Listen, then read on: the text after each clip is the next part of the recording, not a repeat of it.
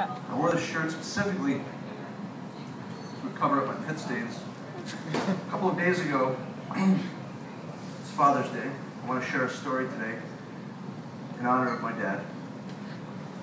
About 12 years ago, I was a senior in high school, and I've been fighting for weeks to get my curfew pushed back by a few hours. I finally succeeded.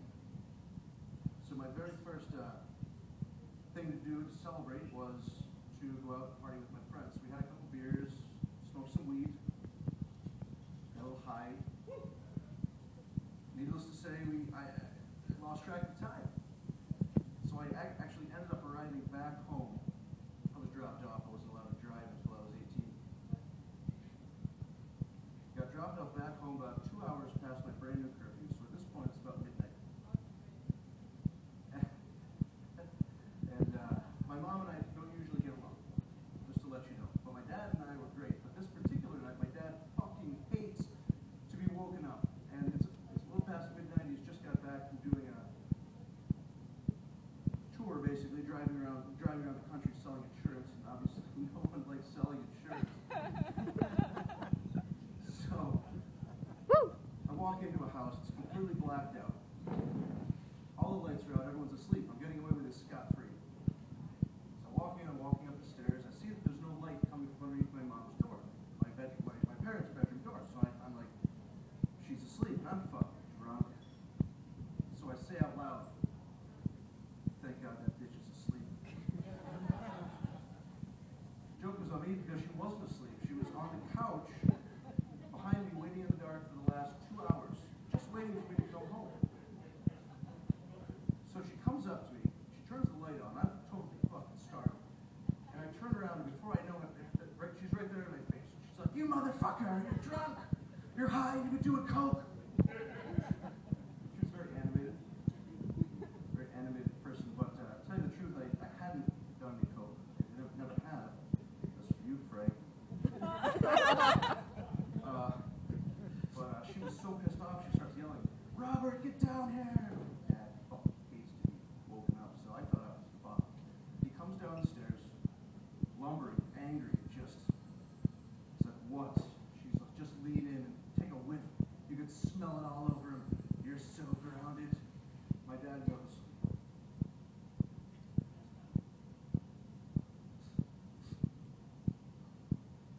"I don't smell anything, Vern. Go to bed."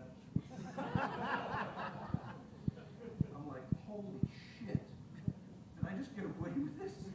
Like, is he not the coolest dad ever?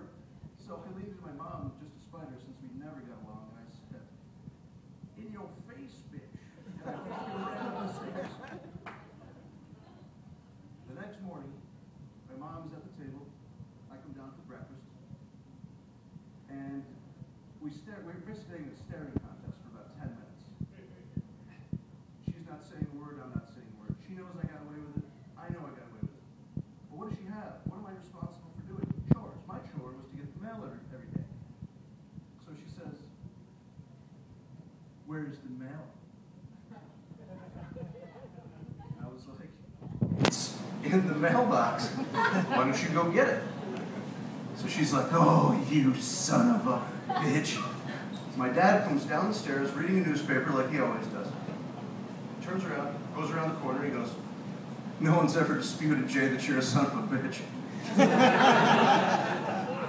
Of course, my mom didn't get it, so she's like, "Thank you, Robert. Go get the mail." Jump ahead 2 years, my parents are now divorced. Shocker. And I'm now living with him after I failed out of college in Georgia. Everything was great. Everything was going perfectly in Georgia. The first 3 months, anyway, were great. After that, it was just, if you live in the north, stay in the north. That's my advice. It's horrible. But everything was going great with this girl because I met her at the pool, and we sort of had it was a relationship. I wouldn't call it a girlfriend. It was more of a fuck buddy situation. Buddy. Where you would have sex. And it was never normal. But it wasn't terrible, so I thought everything was great until one fucking day, in her apartment, we're in a shower, and we had just gotten through with fornicating. We were having sex. And I'm washing the conditioner and the shampoo out of my hair. You know, it's common, you wash up. And I open my eyes and she's nowhere to be found. Where the fuck is she? She's on her fucking back looking up at me with a big smile on her face.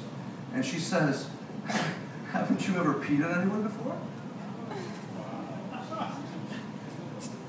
I don't know how they raise people in Georgia or in the South. I'm not exactly sure. It was rather disgusting, vile, horrible type of person who would do that.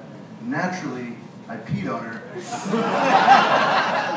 And I went back up to my apartment, sat on the couch for a couple minutes with my dad. My dad, of course, is sitting there reading the newspaper, and he said, after about 10 minutes, he turns and he says, now I smell something. I recommend you go take a shower, wash that stink off. And I recommend you don't pee on anyone this time. I was like, holy shit. How the hell did you know that? He's like, it's George's son. All the women play. That's what they do down here. Apparently I was shocked. I thought I was disgusting. But anyway, a couple weeks went by. And I hadn't still forgiven her for what she had done. And she came up and she knew to knock on the door and say, she'd always say, Jay, you want to fool around? And she knew that when my dad was at work, the car was gone. His white car drove an Oldsmobile, it was gone. So he knew